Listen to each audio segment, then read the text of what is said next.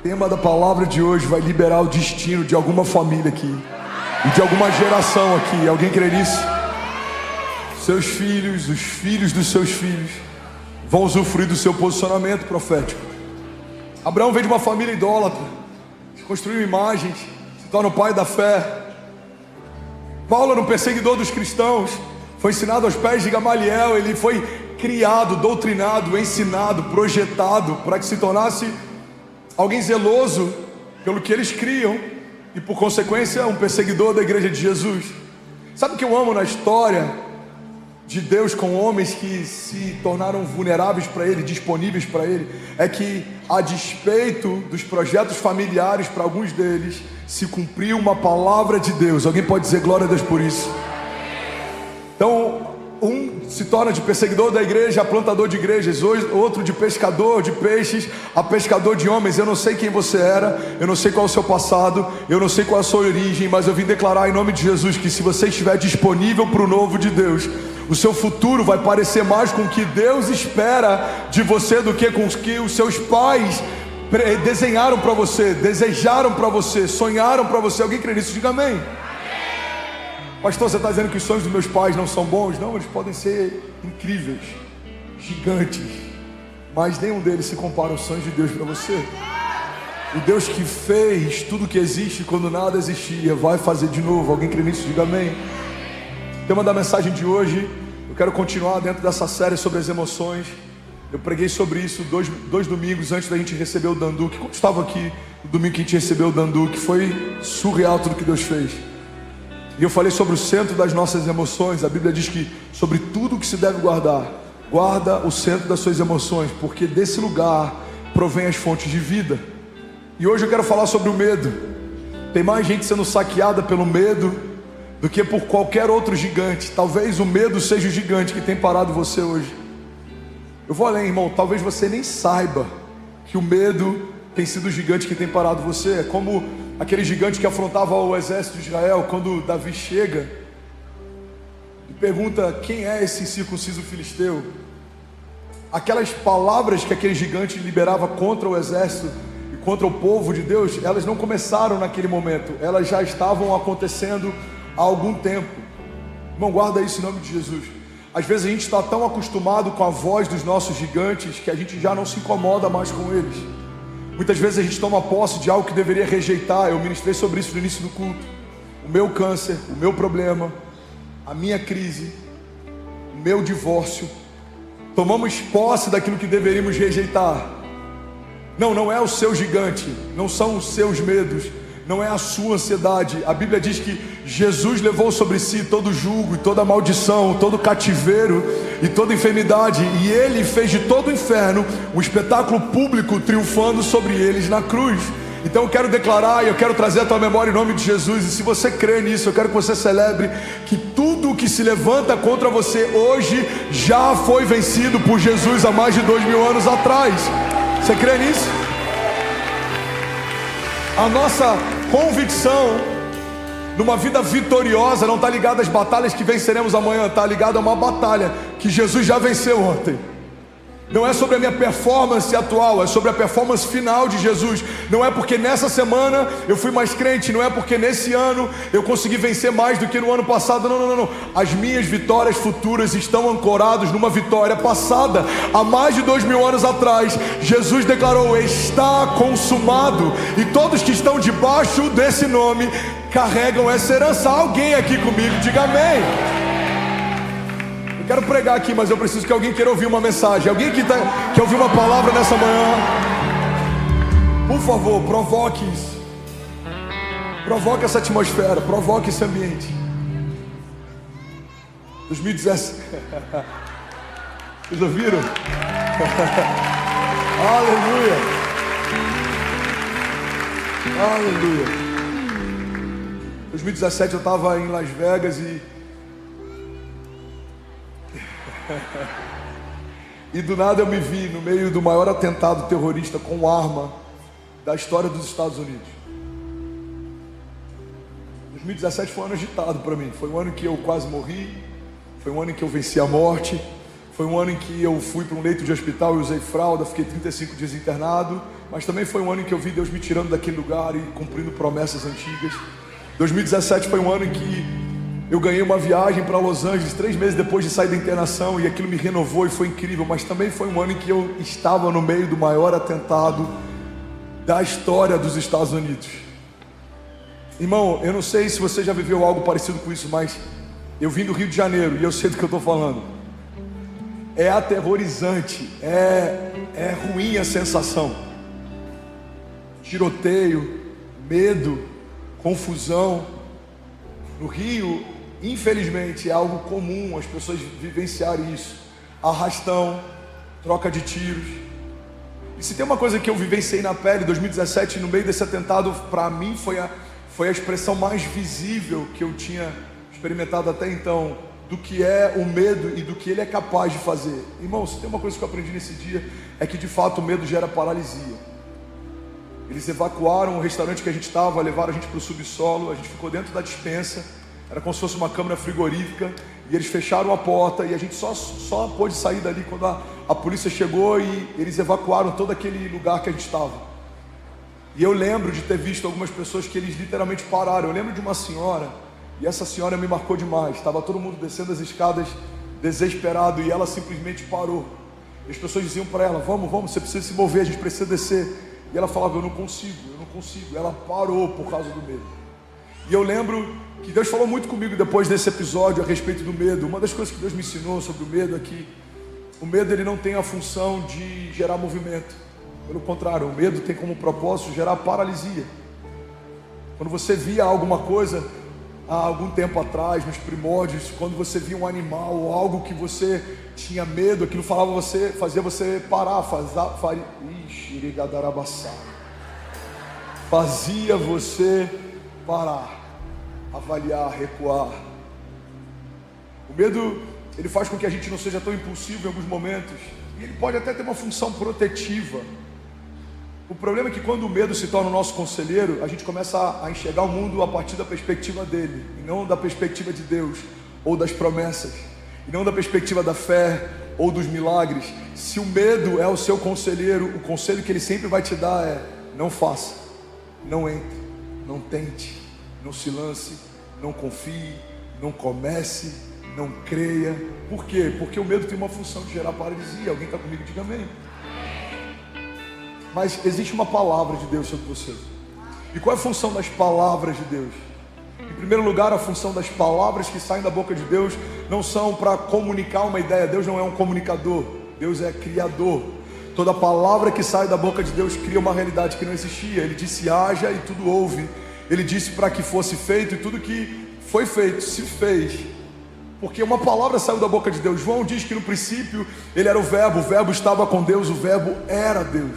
E todas as coisas foram feitas por meio dele, sem ele nada do que foi feito se fez. O primeiro propósito da palavra de Deus é criar algo. A palavra de Deus, ela é criacional, ela gera o que não existia. Existe uma outra função incrível na palavra de Deus, que é de sustentar. Ele não só cria a realidade, como ele sustenta o que criou.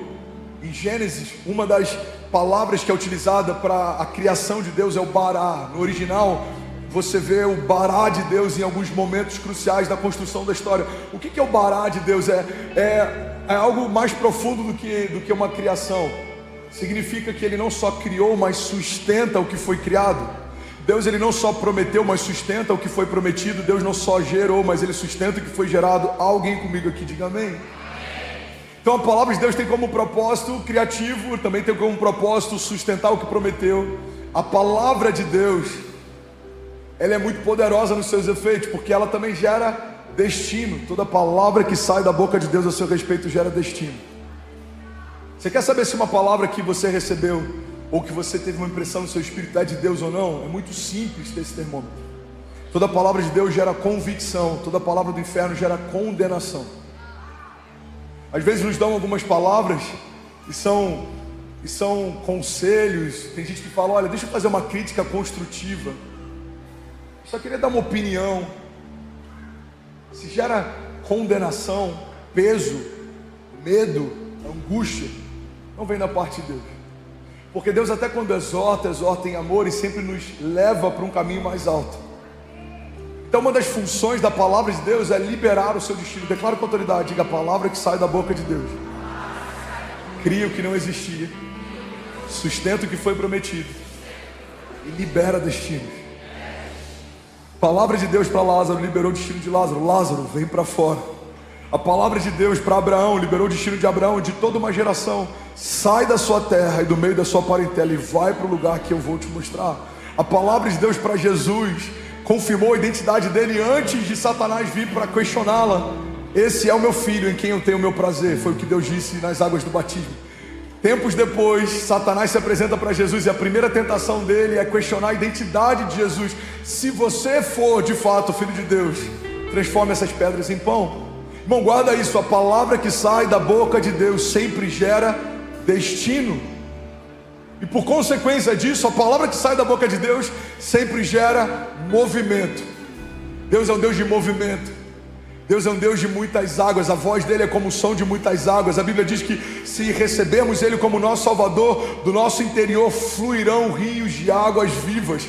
Uma vida com Deus é uma vida em movimento. Uma vida com Deus é uma vida saudável. Uma vida com Deus é uma vida frutífera. Uma vida com Deus é uma vida de glória em glória. E por conta disso, também vivemos de batalha em batalha, porque só há glória em meio a batalhas. Então, uma vida com Deus é uma vida de desafios, é uma vida de topos, mas também é uma vida de vales.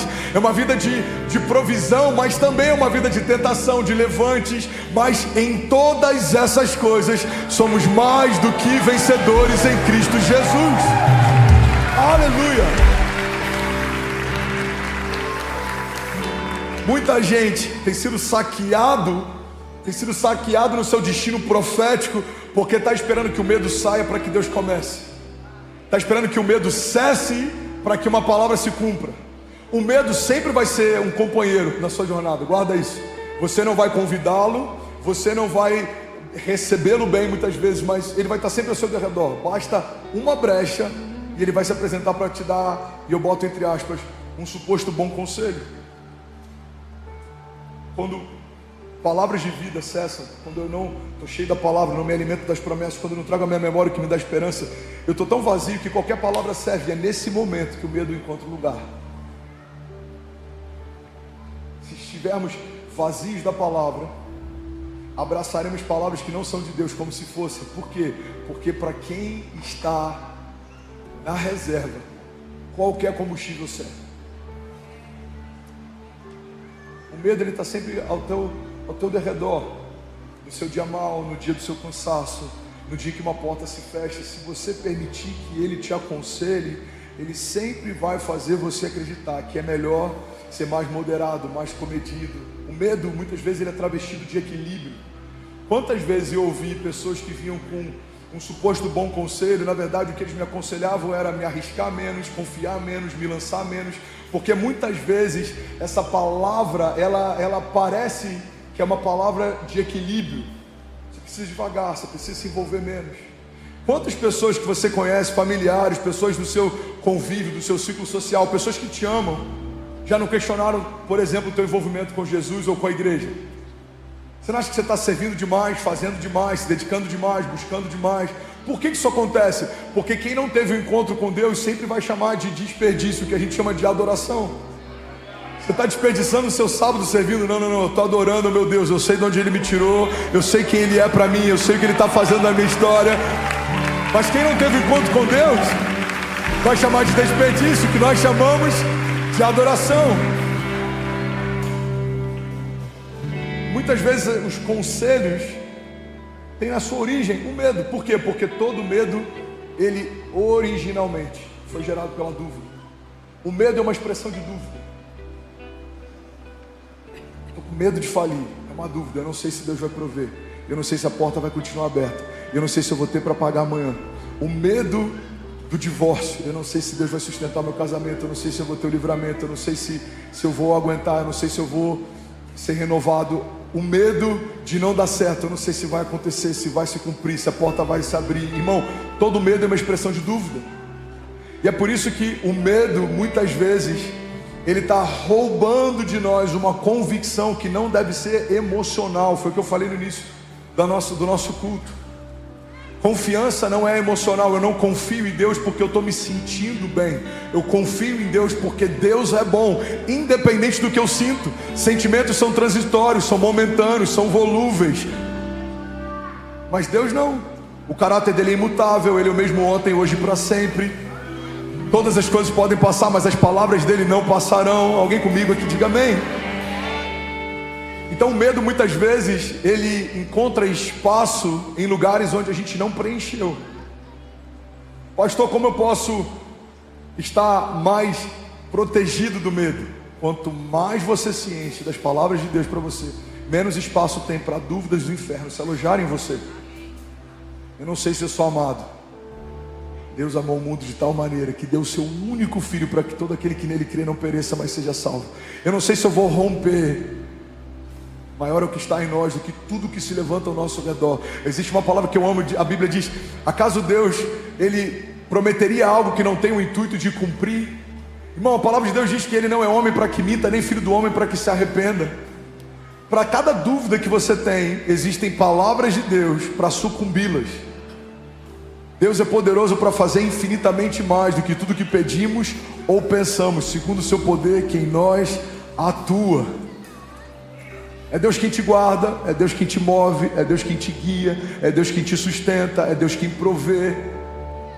Mas se a gente não se encher dessas verdades, o medo encontra espaço em nós. Alguém comigo aqui ainda diga amém. Eu preciso correr, porque eu preferi investir bastante tempo nesse primeiro culto profetizando, declarando.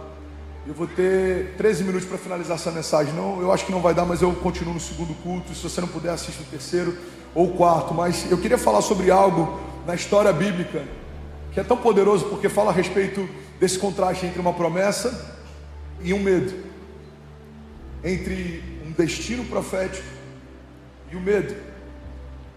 Irmão, guarda isso. Tem muita gente que carrega uma palavra poderosa, mas tem trazido à memória os medos do passado ao invés das promessas do futuro,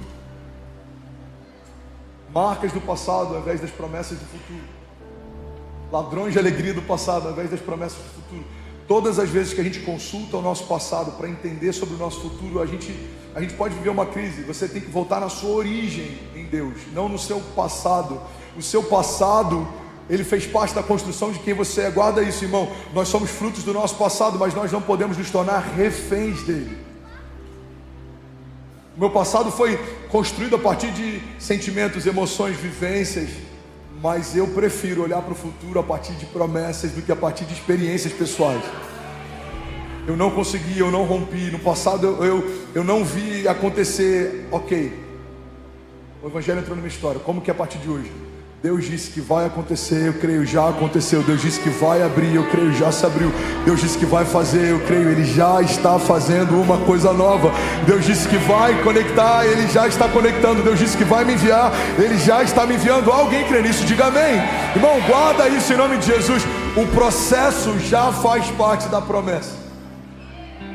Deus me deu essa palavra um tempo atrás, quando eu estava no meio de um deserto, e eu falei: Deus, quando que esse processo vai acabar para eu começar a viver a promessa? Deus disse: o processo já faz parte da promessa. A promessa que eu te fiz contemplava o processo que você está vivendo. Esse deserto já faz parte da promessa. Esse desafio já faz parte da promessa. Esse gigante já faz parte da promessa. Você acha que quando Davi enfrenta o gigante, algo fugiu do controle de Deus? Irmão, o gigante tirou Davi da invisibilidade e levou ele para o seu lugar de destino. Você acha que o cativeiro de José foi uma surpresa na história de Deus? O cativeiro de José tirou ele do meio do ciclo dos irmãos, mas colocou ele diante do faraó.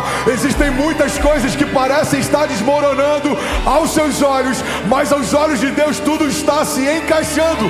Deus está nos empurrando para um destino profético melhor, maior, mais poderoso do que tudo que já vivemos até aqui. Alguém crê nisso? Diga amém. Aleluia. Aleluia! Deus não foi pego de surpresa. Pedro tenta defender Jesus. Ele fala: não vou matar você, mestre. De forma alguma a gente vai deixar que isso aconteça. Jesus fala: aparta-te de mim, Satanás. O conselho dele parecia bom, sim ou não? Sim ou não, igreja? Eu vou proteger quem eu mais amo, eu vou proteger o mestre, eu não vou deixar que matem ele, eu não vou deixar que humilhem ele, que persigam ele, que crucifiquem ele. Guarda isso. Tem muitos conselhos que parecem bons aos nossos olhos, mas não nos empurram para o nosso lugar de destino. Jesus fala, aparta-te de mim, mas da mesma forma, quando Judas está vindo beijar Jesus e sinalizar quem era o Messias, quem era o mestre entre os discípulos, quando Jesus o recebe chamando ele de amigo. Ele fala, amigo, com um beijo você entrega o Filho do Homem. Por que Jesus chama Pedro, que tenta defendê-lo de Satanás, e chama Judas, que acaba de traí-lo, de amigo? Porque um estava poupando ele do seu destino profético, o outro estava empurrando para esse lugar. Guarda isso, irmão. O processo já faz parte da promessa. Jesus fala, olha, um de vocês vai me trair. Isso era uma crise? Não, isso era uma convicção. Alguém precisa me trair para que eu seja entregue, para que se cumpra a palavra, para que eu seja crucificado. A Bíblia já dizia, maldito é todo aquele colocado sobre o madeiro. A palavra já falava, cães me rodeiam. A palavra já fala sobre o sentimento que o Messias teria na cruz antes de ser crucificado, antes dele nascer. A palavra já dizia, Isaías, não havia beleza nele, ou formosura, ou nada que nos atraísse a ele, irmão. A palavra já dizia a respeito de tudo aquilo que se cumpriu em Jesus. Então quando o processo vem, Jesus olha para o processo, como diz a Bíblia, pela alegria que lhe fora proposta, suportou a vergonha e a dor. Por quê? Porque ele sabia que o processo fazia parte da promessa. Uau, José foi vendido, não vai se cumprir a promessa que Deus havia feito para ele. Não. José foi vendido, e é mais uma etapa dentro do cumprimento da promessa que Deus fez para ele. Davi foi perseguido, Daniel foi lançado entre leões, Moisés enfrentou desafios, enfrentou seca, enfrentou faraó, enfrentou exércitos, mas ele tocou a rocha e a água saiu. Ele colocou o cajado e o mar se abriu. Ele avançou e a palavra se cumpriu. Por quê? Declara com autoridade, levante suas mãos, diga com autoridade, diga, porque o processo já faz parte da promessa. Você crê nisso? Talvez você está vivendo um momento difícil. Deixa eu te dar uma boa notícia, o processo já faz parte da promessa. Não é algo paralelo a ela, é algo que faz parte dela. O martírio de Jesus, a traição de Judas, a perseguição dos cristãos da igreja primitiva, o primeiro mártir, apedrejado. A Bíblia diz que da face dele havia tanta glória, havia um esplendor. Na face do primeiro mártir, Estevão. Irmão, a gente olha para a história da igreja, perseguiram a igreja, tentaram matar a igreja, tentaram parar a igreja, tentaram frustrar os planos da igreja. A igreja cresce cada vez mais, a igreja prospera cada vez mais, a igreja avança cada vez mais. Você está comigo ainda? Diga amém. Números 13:30 fala sobre os espias que são enviados para a terra prometida. Irmão, guarda isso, o fato de você ter promessas não vai livrar você da possibilidade de enfrentar medos. Esses homens que eu vou falar aqui, eles estavam debaixo de uma promessa. Eles viram o mar se abrir, eles viram pão cair do céu todos os dias, eles viram as roupas não se desgastarem ao longo de anos, eles viram a mão de Deus, o cuidado de Deus, a provisão de Deus. Estavam debaixo de uma promessa de Deus, foram guardados por Deus, guiados por Deus, libertos por Deus, enviados por Deus, e ainda assim o medo conseguiu encontrar espaço dentro deles. Estavam diante da terra prometida, estavam com medo de acessá-la. Irmão, guarda isso em nome de Jesus. Tem muita gente que se sacia só pelo fato de saber que tem promessas. Quantos gabinetes e conversas eu já fiz com pessoas que me disseram assim: pastor, tem 10 anos que eu ouço pessoas dizendo que eu vou ser um avivalista. Pastor, desde pequeno eu ouço que eu vou viver isso, que eu vou viver aquilo. Você percebe que essa pessoa está saciada só pelo fato de ter uma promessa. Irmão, uma promessa é bom, mas vê-la se cumprindo é melhor ainda. Você não pode se saciar com o fato de carregar a promessa. Você precisa se mover debaixo de um entendimento. Eu vou viver cada promessa que o Senhor me fez. Mas os gigantes são grandes, mas o meu Deus é maior. Mas as muralhas são fortes, mas o meu Deus é mais forte que elas. Mas os levantes são demais, mas o meu Deus se levanta antes de cada um deles se levantar contra mim. Irmão, a gente tem que ter um entendimento que as promessas são estabelecidas através de processos, de levantes, de desafios, de retaliações. Mas em todas essas coisas, nós somos mais do que vencedores em Cristo Jesus. Alguém crê nisso? Diga amém. Deixa eu correr, Números 13:30 diz: então Caleb fez calar o povo perante Moisés, e ele disse: certamente subiremos e possuiremos em herança, porque seguramente prevaleceremos contra ela. Porém, os homens que com ele subiram disseram: não poderemos subir contra aquele povo, porque é mais forte do que nós. Alguém está comigo? Diga amém. Vou compartilhar bem rápido algumas chaves que me chamam a atenção nesse texto, e no próximo culto eu vou fazer uma pregação um pouco mais expositiva. Irmão, pega isso. Primeira coisa que me chama a atenção, versículo 30. Então Caleb fez calar o povo perante Moisés.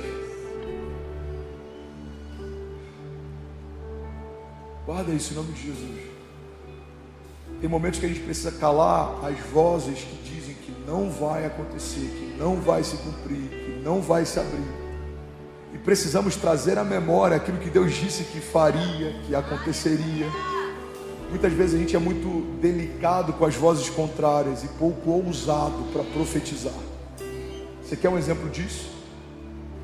Quantas vezes a gente vê, no momento, por exemplo, de clamor da igreja, pessoas que estão tímidas. Você precisa de um milagre, seu casamento está em crise, a sua vida espiritual está um lixo, a sua empresa está quase fechando. Você fala: alguém que precisa de milagre, vem aqui à frente. Tem gente que não se expõe porque tem vergonha do que vão pensar, o que vão pensar de mim. As pessoas que estão aqui podem me conhecer. Irmão, muitas vezes a gente prefere se calar do que se posicionar e profetizar. Quem tem que se calar são as vozes contrárias ao nosso redor. Que se cale toda palavra maldita liberada sobre a minha casa, que se cale toda palavra contrária liberada sobre o meu ministério, que se cale toda palavra liberada em juízo contra mim, que se calem os meus opositores, que sejam reduzidos a nada, que sejam colocados debaixo dos nossos pés, os inimigos de Deus, que sejam abatidos. A gente tem que ser ousado contra aqueles que têm tentado paralisar a nossa casa, o nosso destino, a nossa promessa. Às vezes a gente é educado com o inferno, e muitas vezes a gente é ousado com o que não deveria ser. Eu vim do Rio de Janeiro, irmão, e uma coisa que faz parte da nossa cultura em muitas famílias é você ser barraqueiro. Alguém já conheceu alguém barraqueiro aqui?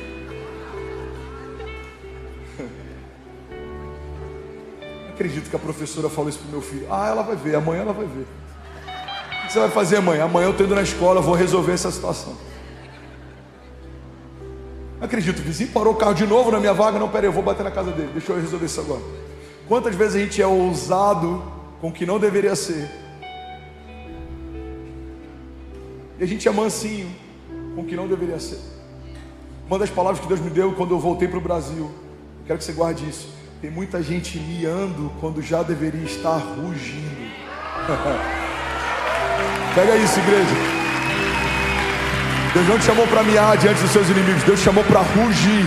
A Bíblia diz que os ímpios fogem sem que haja ninguém a persegui-los, mas os justos são ousados como o leão. Primeira chave, Caleb fez calar. Fala comigo. Então Caleb calou a boca de todos os opositores. Pastor, você está dizendo que eu tenho que ser mal educado? Não estou falando sobre pessoas, eu estou falando sobre espíritos. A nossa batalha não é contra a carne nem contra o sangue, mas contra principados e potestades. Irmão, um povo que está falando contra uma promessa de Deus é um povo que está falando contra Deus. Caleb não está indo contra a opinião de alguém. Caleb está fazendo calar uma palavra, um conselho de medo. Por quê? Porque há uma palavra e um conselho de vida de Deus. Deus disse: darei a vocês uma terra por herança, darei a vocês uma terra prometida. Então toda palavra que se opõe a uma palavra de Deus é uma palavra contrária àquilo que Deus tem para mim. Você precisa se opor a quem se opõe contra você. Se o inferno diz não vai acontecer, você precisa se opor e declarar: o meu Deus disse que já aconteceu. Se o inferno disse essa doença vai se parar, você precisa se opor e declarar. Isaías 53 diz que o meu Deus levou sobre si todas as minhas doenças e enfermidades, e o castigo que me trouxe a paz estava sobre ele, e pelas pisaduras de Jesus eu já fui sarado. Se o inferno disser, você não vai ter para comprar, para comer, para pagar, você tem que trazer a tua memória, e você tem que se opor segundo aquilo que Deus já disse a seu respeito. Filipenses 4:19, o meu Deus suprirá todas as necessidades de vocês segundo as suas riquezas em glória. Alguém comigo aqui, diga amém.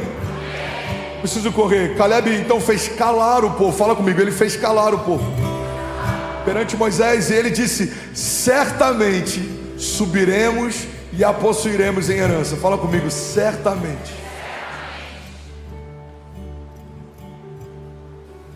Irmão, de nada adianta a gente calar as vozes do inferno contra as promessas de Deus, se em seguida a gente não se mover debaixo de uma certeza.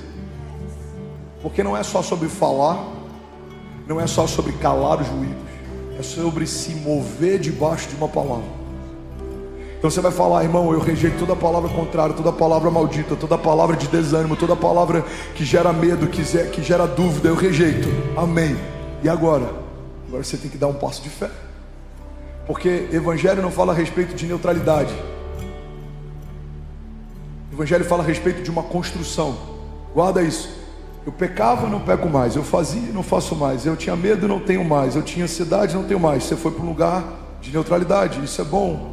Mas você tem que dar agora um passo em direção ao que Deus prometeu. Não é só sobre não fazer mais, é sobre o que eu vou fazer com Deus a partir de agora.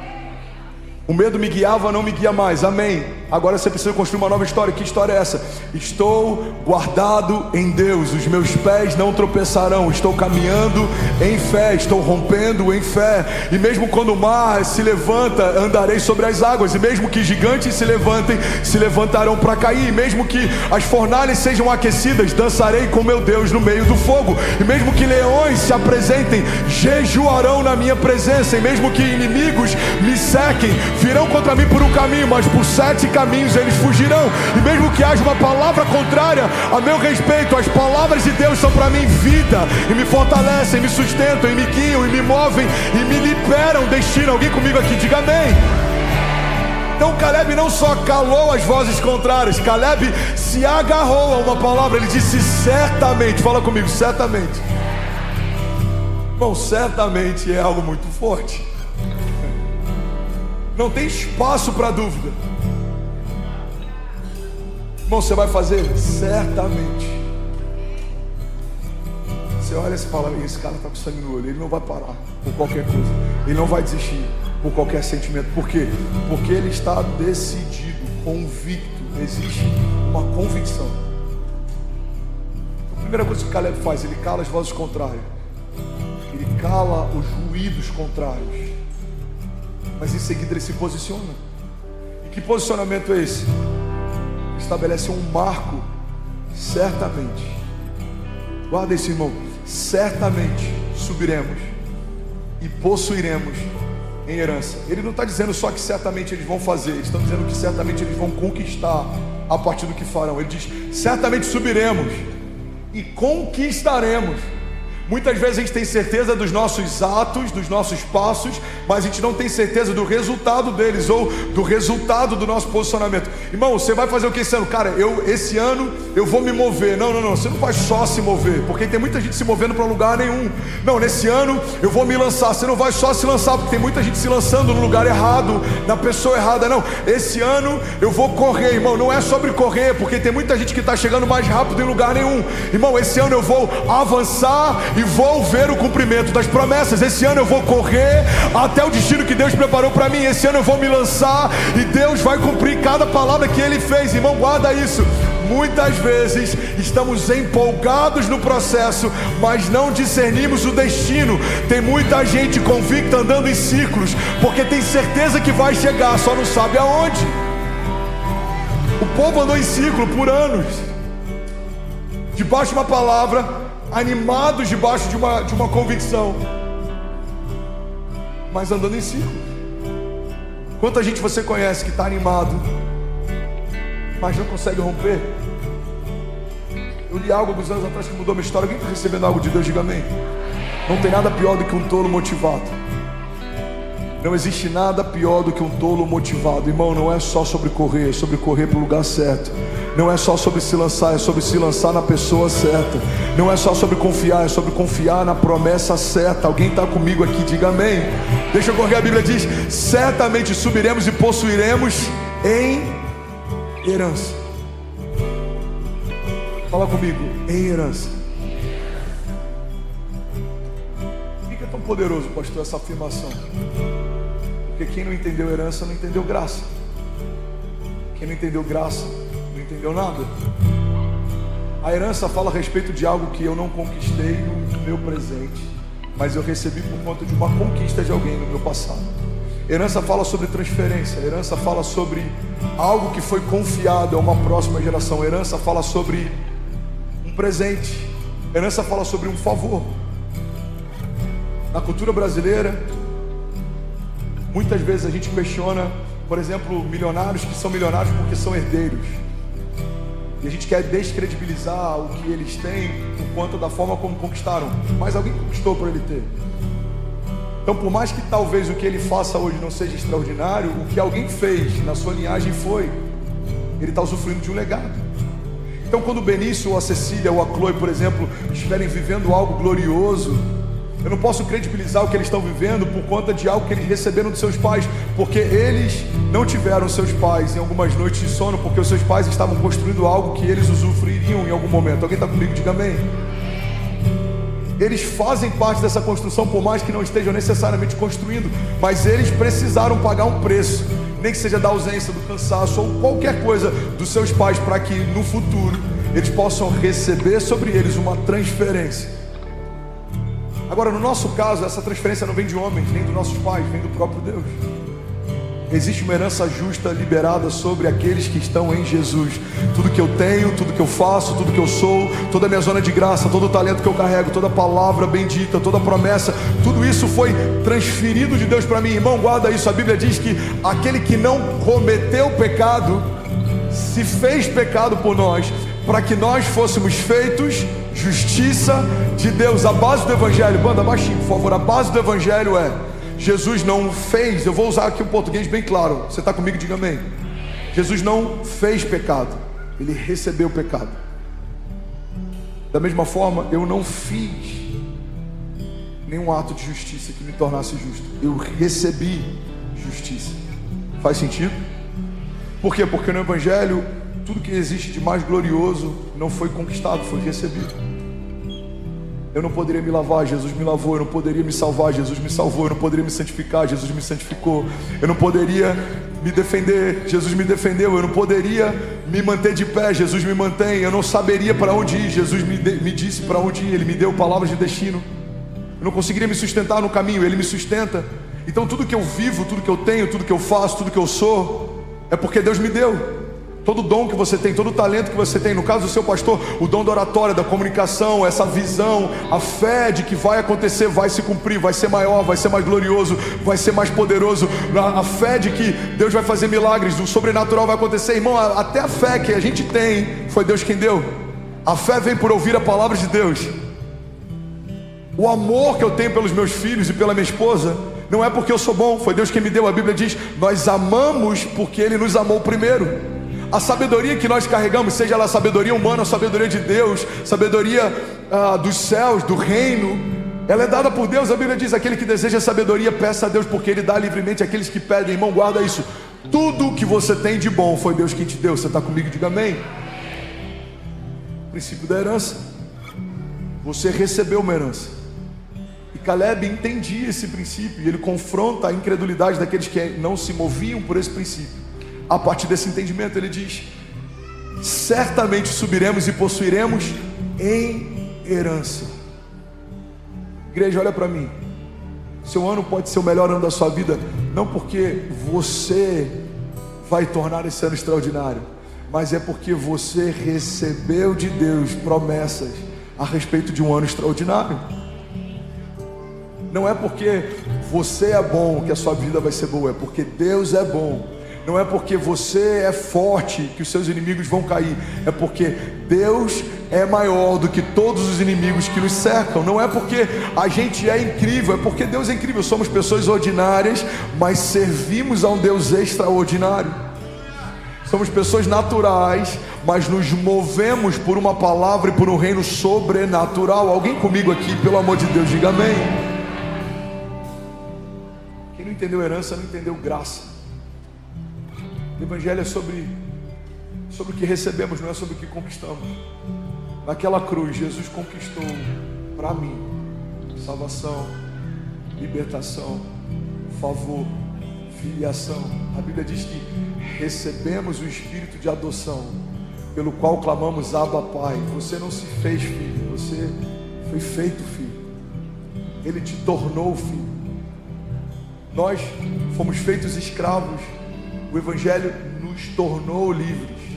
Nós estávamos perdidos. O Evangelho nos trouxe para perto, nos deu destino. Alguém está comigo? Diga amém. E a Bíblia diz: certamente subiremos e a possuiremos em herança, porque seguramente, fala comigo, seguramente prevaleceremos contra ela. O que Caleb está dizendo? Não tem espaço para dúvida. Seguramente prevaleceremos contra ela. Algo que eu falei na segunda semana dessa pregação sobre emoções, eu quero que você guarde isso. É impossível ter uma mente negativa e viver uma vida positiva. Igreja, guarda isso. É impossível você ter uma mente negativa e viver uma vida positiva. Todas as palavras de Caleb aqui falam sobre algo que vai acontecer e vai se cumprir. Certamente, seguramente conquistaremos, subiremos, receberemos em herança. Quantas vezes a gente tem gerado palavras negativas e ainda tem uma expectativa de viver algo positivo? Cara, eu não sei, essa semana, irmão, tá difícil. Cara, no meu emprego, meu patrão, meu Deus, a minha vida, a minha esposa, a minha sogra, a minha família, o meu cachorro, cara, a minha igreja, meu pastor. Você não está entendendo, irmão, essa semana, cara, esse ano tá difícil, eu quero que acabe logo. Eu quero, irmão, você tem que ter uma mente positiva e fazer confissões positivas. Pastor, mas você não acha que isso é positivismo? Só porque eu vou falar algo vai acontecer, você acha que isso é lei da atração? Não, isso é coerência. Boca fala o que o coração está cheio. Se o meu coração está cheio de esperança, o que sai da minha boca é esperança. Se o meu coração está cheio de promessas, o que sai da minha boca é promessa. Se o meu coração está cheio de alegria, o que sai da minha boca é alegria. Se o meu coração está cheio de medo, o que sai da minha boca é medo. Então Caleb diz: seguramente prevaleceremos contra ela. Versículo 31, eu vou finalizar aqui. Porém os homens que com ele subiram disseram: não poderemos subir contra aquele povo, porque ele é mais forte do que nós. Bom, guarda isso. Porém os homens que com ele subiram. Você percebe que tem pessoas que podem estar na mesma jornada que você, no mesmo caminho que você, no mesmo ambiente que você, ouvindo a mesma palavra que você, e não vão ter a mesma convicção que você. É por isso que o problema da gente basear a nossa fé e a nossa expectativa no sentimento do outro é que se a gente caminha ao lado de pessoas que não creem mais em milagres, a gente pode começar a desconfiar deles. Se a gente começa a caminhar com pessoas que são ácidas em relação à igreja, a gente pode começar a perder a alegria de fazer parte da igreja. Irmão, guarda isso. Os mesmos homens subiram pelos mesmos caminhos e foram ao mesmo lugar, mas vieram com uma notícia diferente. Quantas pessoas, quando a gente recebeu a palavra de vir para cá, falaram: Fernandes, cuidado, Alphaville é um cemitério de pastores, eu vi muito ministério incrível, tentar a sorte aí e não consegui. Primeira coisa, irmão, cemitério é um lugar rico de nutrientes. É sobre os ossos do passado que construiremos o exército forte e poderoso. Deus me deu essa palavra em relação ao Alphaville, eu quero que você guarde isso. Quando o profeta diz: vale de ossos secos, voltem a viver, havia um exército forte e poderoso esperando uma palavra de ressurreição. E é isso que nós viemos fazer em Alphaville, em São Paulo, Brasil. Voltem a viver projetos, ministérios, voltem a viver sonhos ministeriais, palavras de Deus, voltem a viver palavras antigas, desígnios antigos, voltem a viver dons que foram em alguns momentos enterrados, esquecidos, adormecidos, voltem a viver. Alguém comigo diga amém. Segunda coisa, irmão, quem se move por uma palavra não depende da sorte. Muita gente foi tentar a sorte. Pois é, e eu imagino por que deu errado quem veio tentar a sorte.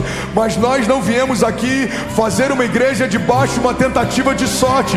Viemos construir algo poderoso em Deus debaixo de uma palavra. Alguém comigo diga amém.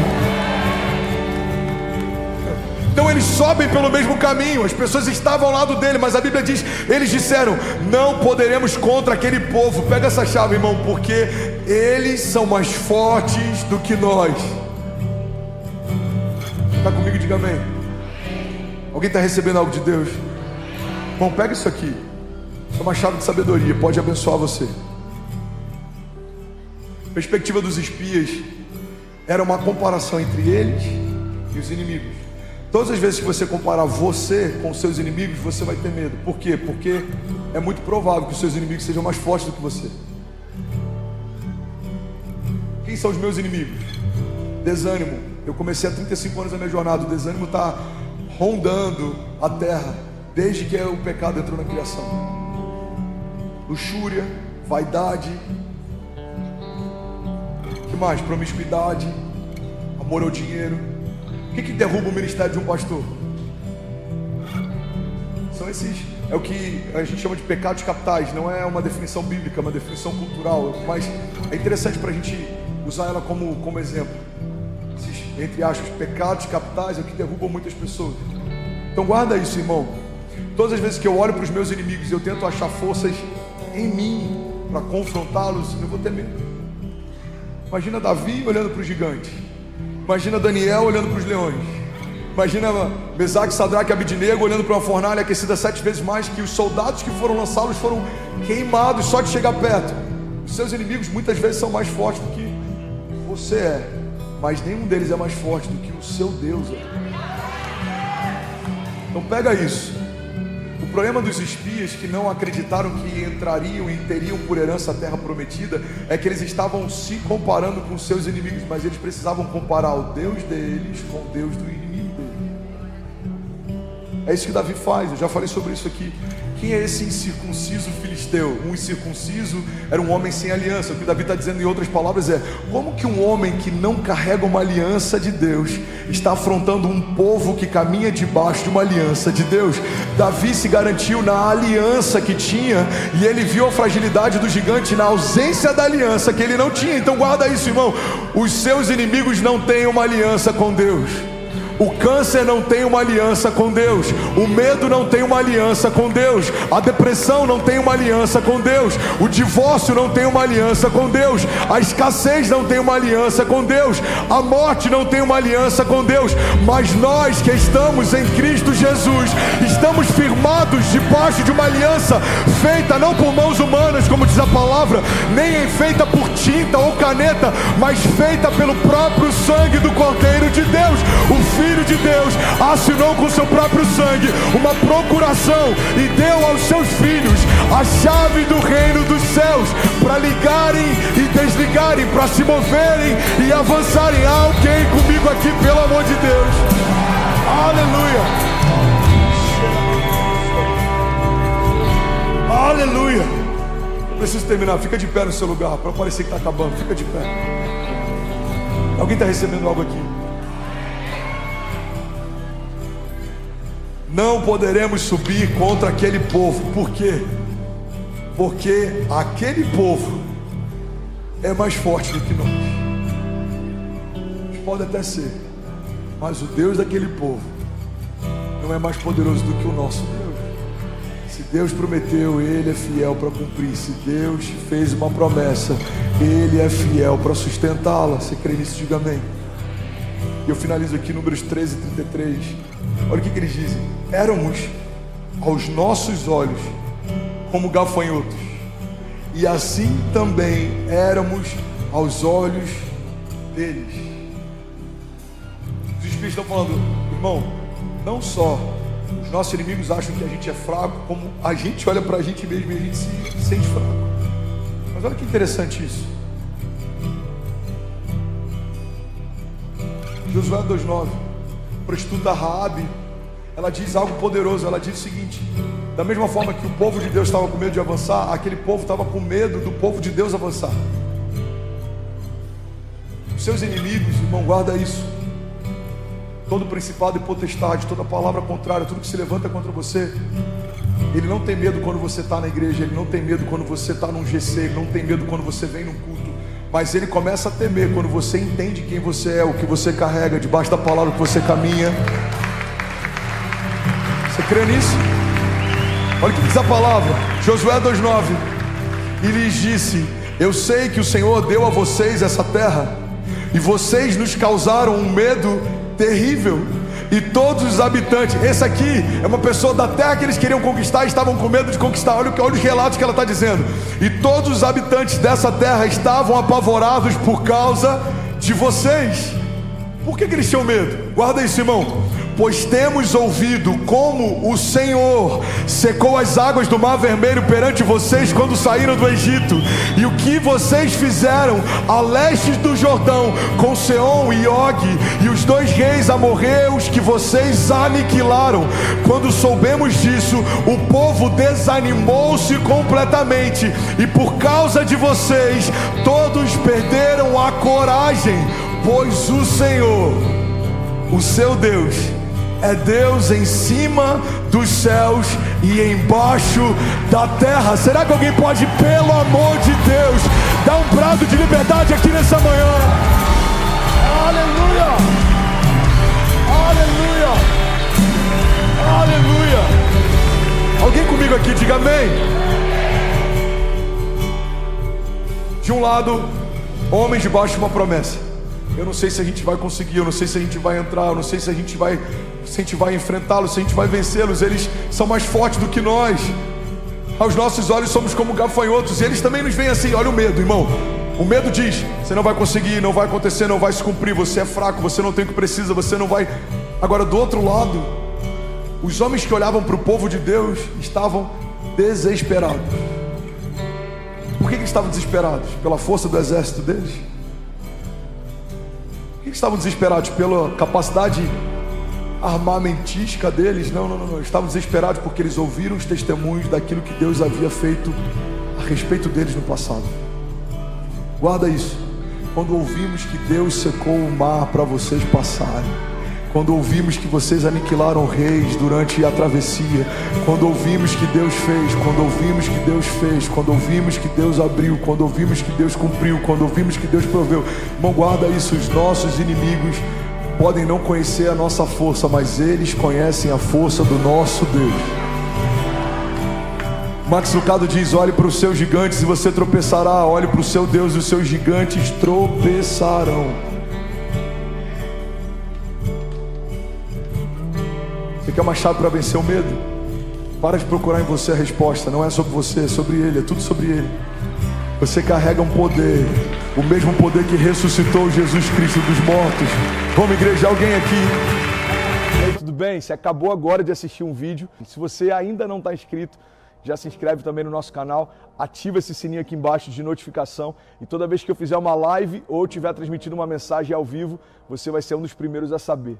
Mas eu deixei mais 2 indicações aqui que eu espero que façam muito sentido para você. Então já aproveita e clica para assistir a próxima mensagem, beleza? Seja bem-vindo ao time de incendiários, e eu espero de verdade que essas mensagens mudem a sua vida como elas têm mudado a minha também. Até a próxima. Valeu!